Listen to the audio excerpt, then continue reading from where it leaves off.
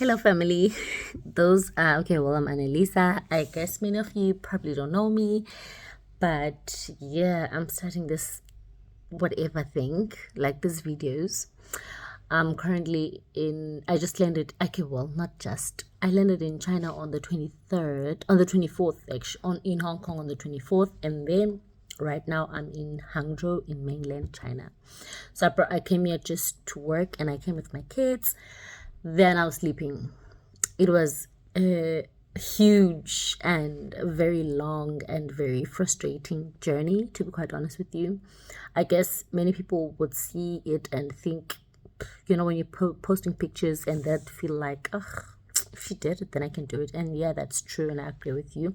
But I want some people to know, like, the things that I went through with all of this. It wasn't easy. It certainly wasn't easy.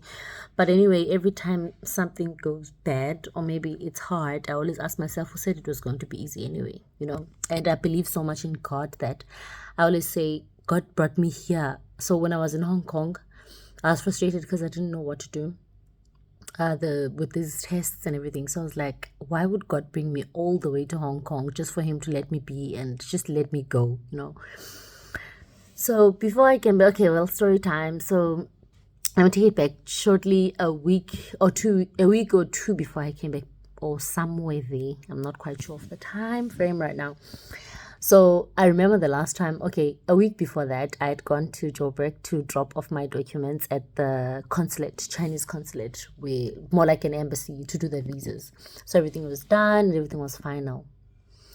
And I got there very early. I remember correctly, I took a bus with my little one. Took a bus and we got there, and I was sitting there. It seems funny right now, but at the time, I could not believe what had just happened. So I went from Pietermaritzburg. I took the 11 o'clock bus, which was at night, and then I got there as early as 6, I think. I took a Gautrain to Sandton, and all was good and all was vibey, I had the time. So when I got there at the embassy, I realized that, the embassy was going to open at 9, and I think I noticed that something was wrong around about 7 to 8. So I was just walking around and idling, like waiting for the visa center to open. I was like, okay, let me take out my charger so that I can charge my phone so long, because I had bought coffee and I was sitting down. And where are the documents? Where are the actual documents that I'm dropping off? I'm like, my bag is so heavy, man. What was heavy? So I had bought issues the day before, like just to carry me for the road and everything, only to find out that I had left the actual documents that I was submitting. That was not going to be an issue if I had my passports, like mine and my kid's passport. It was not going to be an issue.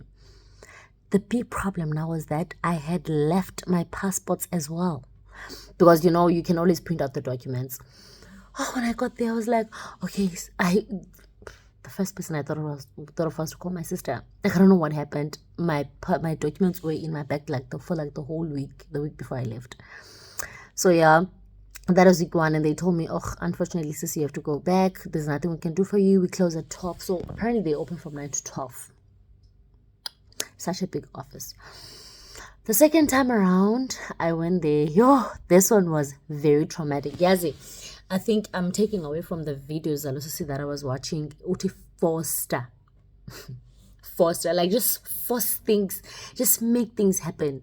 So on the last, which is the week after, I had to go to Joburg again to drop off the visas, and I haven't even told my boyfriend about this because he thinks that there was just a problem at the visa center. I couldn't tell him. I couldn't bring myself to telling him. So I guess I'll know now. So the second time I went to the visa center, that was on the 14th of December, to drop off my documents. So I'm there, like the same bus. I couldn't afford a flight, more especially at this time, because we were going to spend a lot of money on us coming here. So I went there. I took the flight and I got there, and no, sorry. Backtrack. I took a bus at 11, so I was there for 11 o'clock bus, and only for the bus to not come. Okay, 11 o'clock, all right, 12 o'clock, okay, and then 1 o'clock, the bus comes. Okay, so I'm like, okay, fine. Let me just count the time. I think I'm gonna make it because they open at 9 anyway, so I was gonna be there early. You know when the devil is testing you.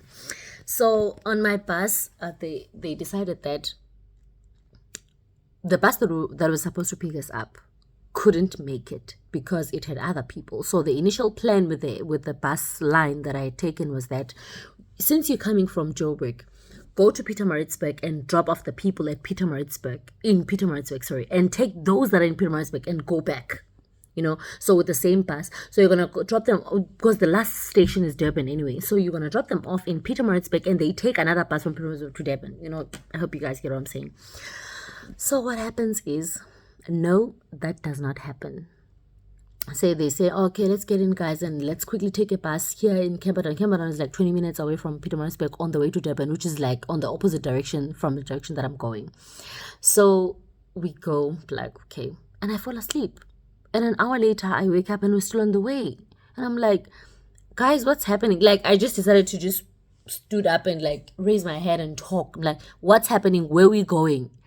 And they're like, oh, my sister, you see this bus that's next to us? And the bus was literally just next to us. You see this bus that's next to us? That's the bus we're trying to stop, and these people are not stopping. I'm telling you that 3 hours later, okay, not 3 hours, I think that's extreme, like 2 hours or 2 hours and something, because it's the buses, we arrived in Durban.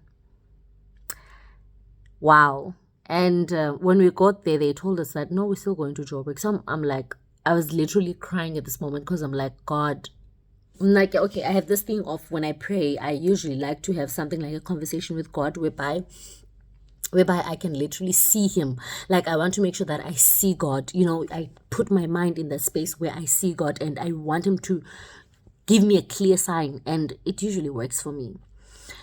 So I had prayed and I had gotten a sign, So now everything was just working against that. I was like, what is happening? God, what is happening?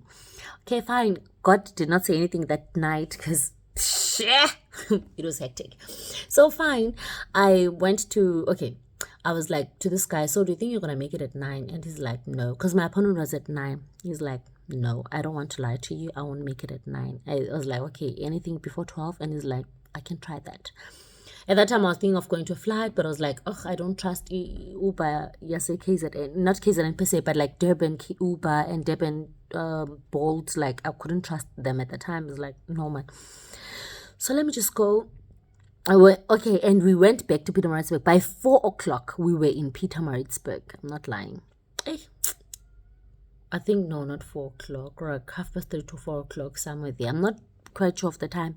I remember, like, I had opened my phone to like count the time from where I'm from to try to measure the distance that is covered based on the time, like compared to the time. So I wanted to make sure that he was gonna make it on time.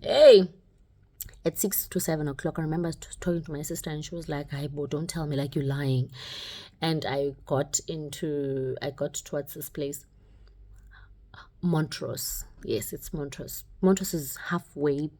People say, I don't know. They say it's halfway between Pietermaritzburg and Joburg.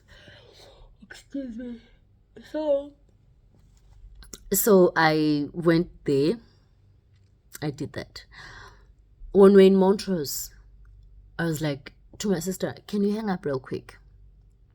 I need to find my way forward. Like I was like, okay, let me take a Bolt or something, but it was too expensive. It was 2.5. But then I couldn't even get that Bolt. So I was like, okay, hang up a minute. I need to think. I got off the bus. I was in tears, like crying hysterically. Okay, not hysterically, but I was crying. Like, I couldn't believe what was happening. So I got off the bus and I was like, okay, so there was this car that was next to us that was pouring petrol, gas inside the car. So I just stood next to this car, and there was this lady in front of me who had just gotten off the bus with us. And she gave me a hug and she was like, don't cry, it's going to be okay. I was like, no, I cannot be here at this time. I won't make it.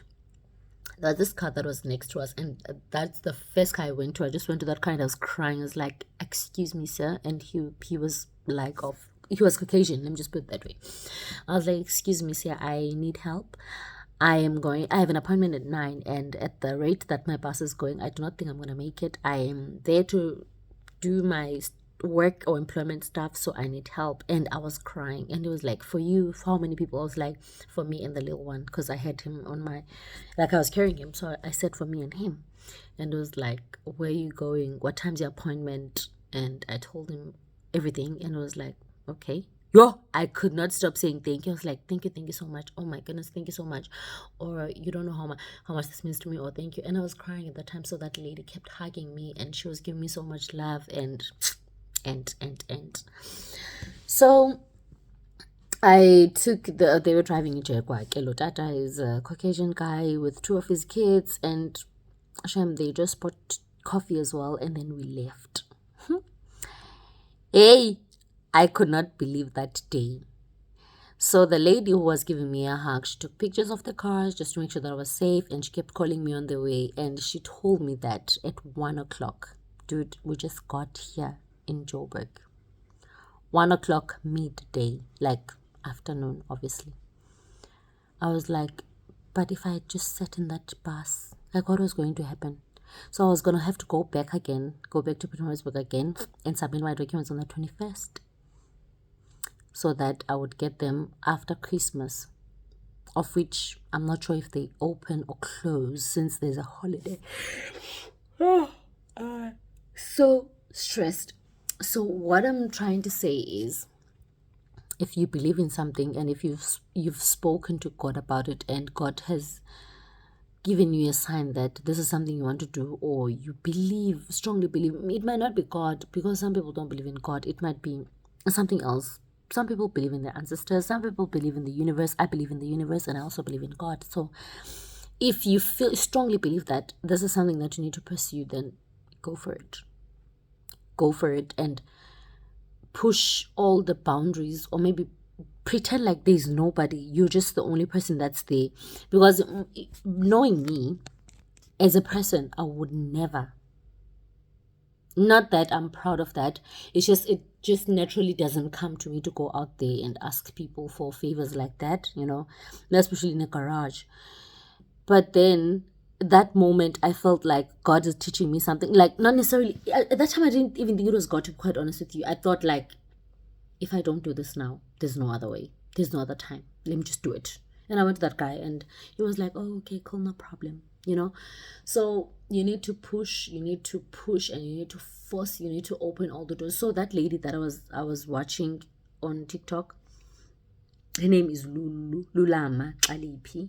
She shares videos zento, the opportunities that are abroad, especially the UK, like Scotland. And if you happen to be interested in those, like, please do follow her. And they don't really need experience. Okay, well, maybe experience. Some of them, they do need experience, but most of them don't really need qualification.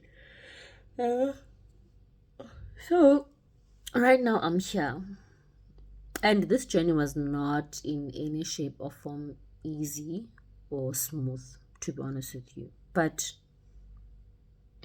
because I know that God allowed and God agreed, so I managed to be here. So yeah, this is my story time of like how I got here. And if there's anything actually that you don't understand or you'd like to know about coming to Asia is the easiest, especially if you have a degree. I think it's the easiest. There are other countries that don't even want a degree, so if anybody needs help coming here, they can just holler. I'm here. And thank you for watching my video.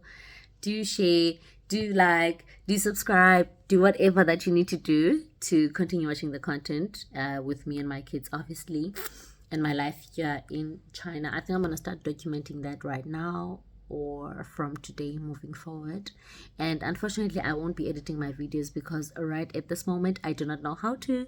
But I hope you do enjoy the content and you do enjoy the videos that I'm going to be sharing with you. Peace out.